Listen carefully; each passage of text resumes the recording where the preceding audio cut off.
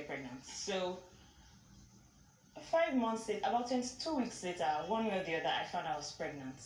And I told my mom, and she's like, how is that possible? Long story short, we're about to go to church, and I tell her, and she laughs, and I'm like, what's funny? And she's like, she's just thinking about how I bought drugs for thinking that I had malaria, thinking I was pregnant. So I took malaria drugs like twice, took drugs to kill worms in my tummy, but nothing happened to him.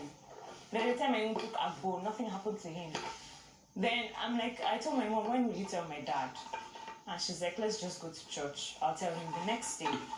And then the next day, my mom tells my dad, and the first thing he says is, will she be able to go to school? In my mind, I'm like, that means they're happy about the idea that I'm pregnant. So, fast forward to getting him. I think I've told you about it. That's another long story. After I got him, I had postpartum depression because I didn't know shit about being a mother. And that's why when you said that, I took it very personal. But because of the mother in me, I let it go. I don't joke with my son at all. That's why I prefer to keep his story personal. I would rather not say anything about him. But the fact that you see me the way I am doesn't mean I'm not a mother. I don't have to show that I'm a mother. But deep down, I know I am his mother. And when we all leave the house, you would see what I'm saying. I have a friend that we always have issues because it's like, with the way you behave, is it that you don't want other people to train your child for you? Like, I don't want anybody to scold him. I don't want anybody to beat. I don't beat him. My parents and I even have issues because of that. They will beat him, shout at him, and I'm mad at them. But they have to train him. So I don't joke with him at all. So when people start saying things about him, I take it very personal. Anyways, he's my shining star because I've learned a lot from him. And we learn a lot from each other. I mean, I have yoga every morning. He wants to take my pictures. He wants to take my videos. We do everything in my life is centered around him.